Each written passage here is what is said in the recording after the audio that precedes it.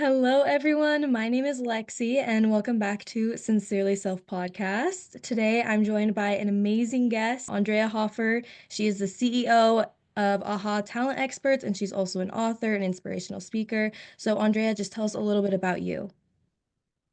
Oh, it's so hard to just tell them a little bit about me.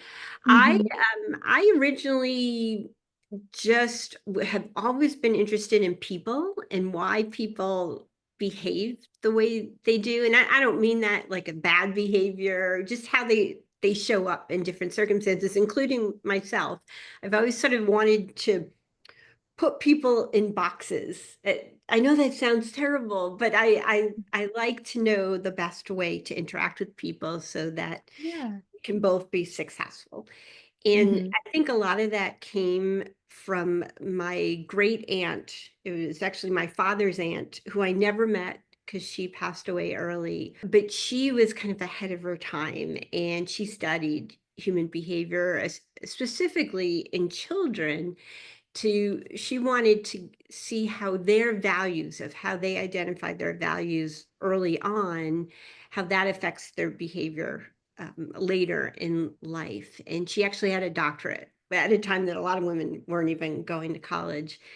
And for some reason, I've always felt this connection with her and wanted to understand what she researched and just be like her in Yeah. many ways. So I went on to study a little bit of psychology and organizations, and my the first start of my career was working on college campuses. So I spent a lot of time with college students and helping them to exceed their potential and to be the best leaders that they can be. And I Yeah. think that's what has been the foundation of my career.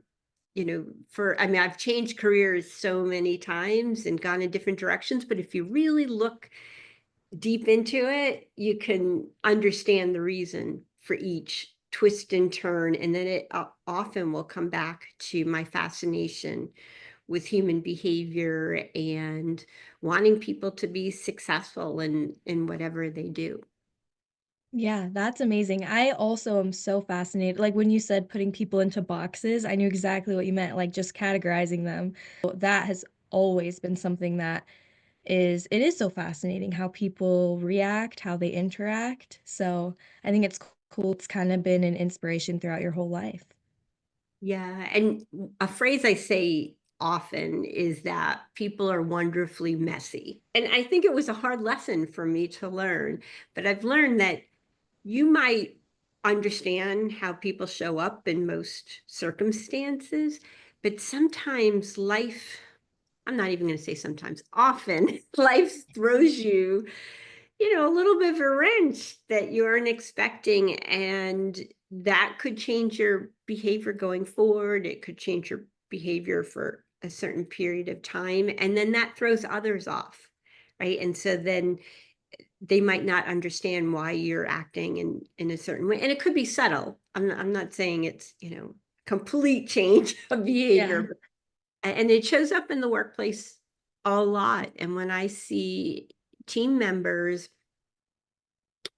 who all of a sudden, whether they're my team members or a client's team members, who all of a sudden are acting differently and maybe are not what we have expected them to be as an employee up to that point. It could be a couple of years where they've just been producing tremendous value, and then all of a sudden they're acting a little differently and they're not really what we've come to expect. And so I always ask, well, is there something going on, whether in their work life and their personal life, that has caused that change? And is there some way to meet them in the middle? Hmm. You just never know. So if you ask the reason behind the behavior, you might be able to come to a situation where it's a win-win for everybody. But if you just take it at face value without questioning, sometimes it can end up in a bad ending, a termination or resignation, or just not being successful in general. Yeah. It's amazing that you are kind of normalizing talking about the deeper meaning of people's reactions and them changing in the workspace or in the business space, because I think a lot of the time it's kind of overlooked, especially with like employees, it's kind of, they're just like, oh, well, I don't know why they're doing that. Maybe I should let them go type of thing. So I love that you're like, no, let's take another look at it. Let's kind of figure out what's going on. Yeah, I mean, I think that's important, especially now. There's just so many outside forces in all of our lives. Now, I'm not saying to give everybody a pass, right? You do what you can to meet them in the middle, but if it doesn't work, it doesn't work. And then you need to go your separate ways because you still have other people on the team to think about, Hmm. and a business to run. But sometimes you could really gain a lot of respect and trust from a team member if if you don't overreact to something unless it's really bad, like they did something hurtful, Hmm. but if you kind of question what's going on here, can we talk about it, can we find a new way to approach this so that we're all successful together, then the value that comes from that 9 times out of 10 is so much stronger than if there was never a change with the team member. So I feel like that is kind of, I'm sure, a little bit behind why you created AHA Talent Experts, but I kind of want to know a little bit of the inspiration behind it and also the purpose behind it. Okay, so AHA has taken different forms over the years. And actually, at the time that I created it, I owned a spa. I owned a Massage MV spa franchise location. I was sort of one of the earlier franchisees for Massage MV. And I had about 30, I think at the time, about 33 employees. And I had different different challenges. It was my Yeah. first business, a lot of things going on, and actually, AHA did not start around recruitment or hiring. AHA started because one day a former colleague of mine who in the college arena called me up and said, we need a consultant to come in to our campus who understands how colleges work, but also understands how business works. And you would be the perfect fit. Would you come? And this was in Atlanta. Would you fly out to Atlanta for about 2 weeks and consult with us on different projects? And I was like, sure. It was Mhm. just, why not? I needed Yeah. a change. To be honest, at this point, my massage envy, my spa was really stressing me out. And I was missing some of the things I used to do on a college campus. So I Hmm. flew out. But before I did that, I bought a book on consulting because I had no idea what consulting was. And because I tend to go full force on things, I went and set up an entity for a consulting business and went out. The project I did was successful. And what happened was that college ended up hiring me for different projects, mostly around team building and leadership training for for several years to come. I can't remember actually how many years, but they just kept referring me within the college campus and then some other college campuses. And so that's how Andrea Hoffer Associates, which is also known as AHA, was born. So I was flying out to Atlanta fairly regularly. But at the same time, I was having challenges at my spa with hiring. And I had a lot of turnover, especially at the front desk, not as much with the therapeutic staff, but definitely with the front desk. And I would just hire people who walked in the door and I'd ask them a few questions and say, can you start now? I mean, I was so Hmm. much in the weeds that one day I'm like, what am I doing? I've been trained on how to do a good search. Yes, it was on a college campus, but why can't I apply that to my spa. So I started, researching best practices, specifically around hiring hourly employees, which I had a pretty strong background in, because a lot of what I hired on college campus were hourly part-time employees. And I created a whole system with group interviews, just for hiring in the spa. And it ended up being very successful to the point where some of my AHA clients, which was still, AHA was just still kind of a side business, but started Mhm. asking me, what are you doing? And can you teach us that? And so I started offering those types of services um, through AHA, and kind of started to shift the focus from working with college campuses and more working with small businesses that hired hourly employees, especially with a focus on franchisees. And Mhm. it just grew out of that, where I just became very passionate about, let's get hiring right, and onboarding, and developing our culture, and keeping a good, strong team, no matter what Yeah. the business, even if the team members are only going to be around for a couple of years, because it's, a very high turnover type role. A lot of my therapists were with me the whole time I had the spa for 10 years. But that front desk did turn over much, much more often. And that's really how AHA, I mean, it took a lot of twists and turns, but that's how AHA ended up formulating and being very entrenched in the talent acquisition and retention space. That's so cool. I feel like the best kinda situations and the best opportunities always come, like, unexpectedly, so that's so cool how that all lined up. Yes, I've been very lucky. I've had a lot of different opportunities present themselves over the years, and I take advantage of most of them. Some I probably might have been better if I just let it pass me by, but I have also learned some incredible lessons, even in the ones that may not have worked out. With your all of your experiences that you've just told us about, you've also written a book called Hire, Hire. Tell us a little bit about your book. I wanted to write a book for small to medium-sized business owners that was very practical. That just was kind of, because I'm a very practical action step type person. And I wanted it to be a very easy read of, what are the 3 steps that you can easily follow to improve your hiring results. So that's what Hire is is all about.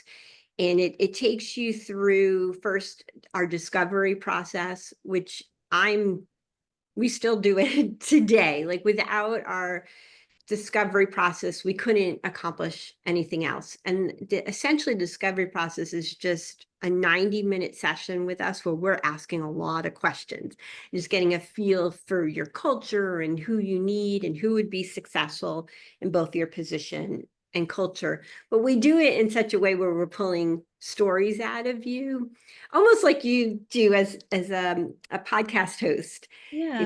The more we can do that, the more we can really articulate who would be successful at your organization and happy. Mhm. And so I talk about that process a good amount in the book. And then I also talk about then how to reach those people, how to attract them, where are they hiding? I talk Mhm. about how we put together our job postings, and then how to interview. I do a lot of speaking about the best way to interview. I'm constantly devouring information on the best way to formulate questions so that you're pulling out of people what you truly need to know. I'm a big fan of structured interviews and not shooting from the hip. So those are the 3 steps that Hire goes into. Since then, because I wrote the book a few years ago, I developed the dream framework. And each letter, DREAM, represents a step in the process. So I've sort of expanded higher to dream, and I've been writing about the dream framework in my weekly newsletter on LinkedIn, which is free. So anybody can look me up on LinkedIn and subscribe to it. And eventually I'll turn that into my next book. I love that you have like so many experiences. Like you're like, this is the next thing I'm gonna do. These are the things that I've already been doing. So cool to see that you are constantly learning new things so that you can continue to accomplish. I think that's the best kind of mindset you can have, especially as an entrepreneur. Yes, if you're not constantly growing, whatever your career is, you're going to Hmm. be stifled and life gets boring. You know, Yeah. and now the whole world is changing every second, with AI and other technologies. And if you're not at least learning some of it, then you're going to fall behind no matter what your career is. But especially as a business owner and entrepreneur, you need to keep knowing what's out there and Oh yeah. what you need to be aware of to grow your business. Yeah. So with AHA, had just mentioned like everything is growing and evolving, especially with AI. I know on your website you had mentioned that a little bit. How do you use it as a tool for businesses? It is so ingrained in my day to day that sometimes it's difficult for me to answer the question. Hmm. When I first learned of AI, and again, I'm an all-in type person. So I went and I took a class with MIT and got a certification with them, and I've received several certifications since then in different areas of AI. So I use it with my clients on a daily basis, where something that might take hours now takes minutes. And by doing, and let me give you an example. Job postings. Job postings has been something we've offered for many years at AHA. And it sounds like something really simple, right? But we take job postings very seriously. We do not do them until after we've done our discovery process. And in the past, we do our discovery consultation, we record it, several team members watch it. We would take a transcription, we put it into a format, and then we give it to a copywriter who will spend at least 2 hours taking the information and putting it into a formula that we have that we know is successful. I know this sounds all, you know, very detailed and a Hmm. little out there, but now we can take the transcription from our discovery session. We still find we get the best results if we actually meet with the client and facilitate a conversation. But taking Yeah. that transcription and put it into an AI model that I've trained on how to do our job postings, that gets the best results, within 2 minutes we get something that's very close to a good job posting. We also take another 20 to 30 minutes to go back and forth to refine it. But it's incredible, the results. And I hate to say it, the results are even better than when we had the copywriter. And it's not because AI is a better writer than the copywriter. That's not true at all. AI cannot do what a copywriter can do. It's because we're taking an unstructured data, which is the transcript, and that transcript is it's the true words, the actual words from the client of how they Hmm. feel about their business and who would be successful. And we're taking stories from them on about some of their most successful team members from the past. So it's taking that emotion and it's putting it into the job posting formula using some of the same words from the client. And we found that speaks to prospective candidates so much more authentically than if we had it professionally written. I don't, I didn't, I hope I'm getting my point across here, but No, 100%. Yeah. Before we started recording the podcast, I had mentioned to you like I love authenticity and just being able to say whatever you want to say and just owning up to it. And I think authenticity completely speaks for itself in any situation. And it's cool that it speaks for itself even in job postings, you know? People can see in the description of the job that this is exactly the culture. They can feel it. They can feel the authenticity. And even though AI assisted in it, right? It's taken from the stories, from the CEOs and the creators, and the employer, the possible employee, can see that and they can feel that. So I completely understand what you mean. That's so cool. yeah, and I do want to emphasize here, just going into AI, any AI model, and saying, not, not giving it the information it needs, and just saying, I need you to write a job posting for, a sales rep position, eh, for a hardware store, like very basic information. It might get you a halfway decent job posting, but it's not going to be authentically you, and it's not going to do the job that, the job posting that has been fed the information about who you truly are is going Yeah. to. So I would say with AI, it just is, all depends on what you feed it, what information you give it, and then the instructions you give it is going to help get you the best output. And some of the other more simple things we've done in working with clients is they may have certain templates that they use, say, with their hiring process, and it might take them 20 minutes to fill out templates for different things each step of the way. It could take an hour, but they can put, train a model on the template, which is pretty easy for us to do for them. And then just put the unstructured information, whether it's just a transcript of a conversation or whatever it is, into it. And then all of a sudden the form is filled out. That's kind of a vague explanation there, but that's one of the ways we've seen some incredible outputs from using AI with our clients. And that's just scratching the surface, right? That's just an easy way of do it. I do want to Mhm. mention, though, if anybody is looking for a free job posting tool, I have my job posting wizard on ChatGPT, a custom GPT. It's, they go to jobpostingwizard.com, it will bring them right to ChatGPT and the free job posting wizard. And it will ask not all the questions that we go through in our discovery session, but a good number of them. So if you take the time and answer the questions, you'll just be amazed at the job posting. And I also can link it in the show notes for the episode. So if you guys are interested in it, you can go in the description of the episode and you'll be able to just click on the link and go and check it out because that's an amazing tool and it's free. So why would you not check it out?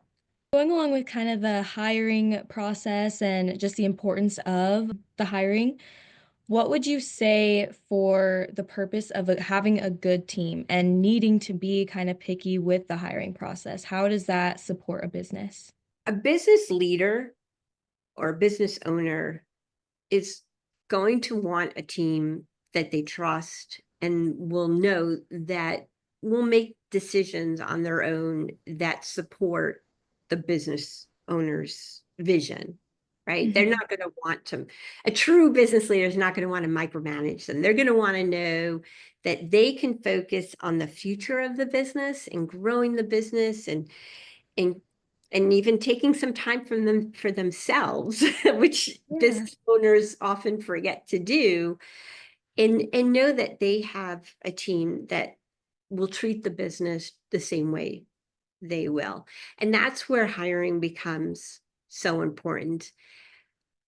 You want to hire for people who believe in what you believe, who really buy into your mission, and buy into your core values. And the usually your core values are anywhere from 5 to 8. always call it your pillars. They know that this is how, if they need to make any sort of decision, it could be how they treat a customer, it could be a vendor they work with, just day-to-day type decisions and actions. These are the pillars that they follow. And I'll give you an example. One of ours at AHA is think like a detective. It's very important to me that the people I work with are resourceful.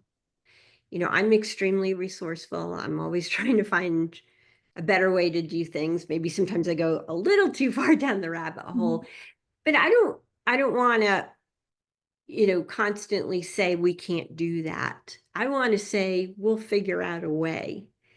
And when it comes to hiring and especially sourcing candidates, finding them, we often have to put our detective hats on. So we use that a lot at a house. If we have a difficult job, I'll say, okay, so what happened when you put your detective cap on?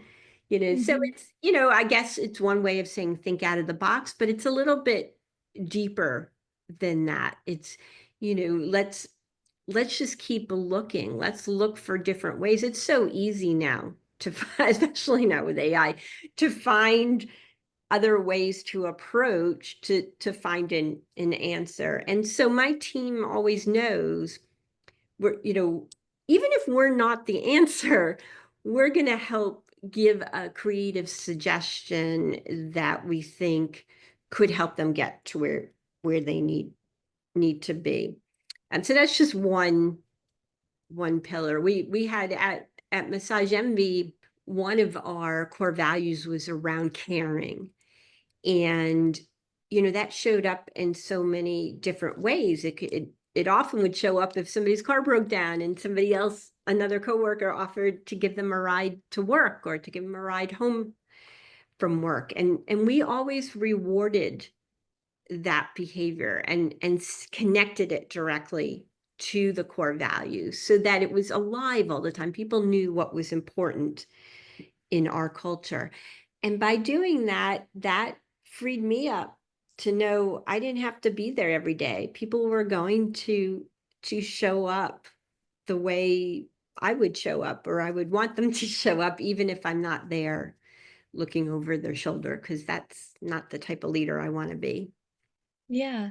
And I think sometimes in businesses, especially businesses that are struggling with staffing, I feel like something that they probably overlook a lot is core values and making sure it's communicated and also having a culture for the workplace. Because, yeah, then the owner doesn't have to be there all the time, like enforcing rules. Everybody just knows what's expected of each other.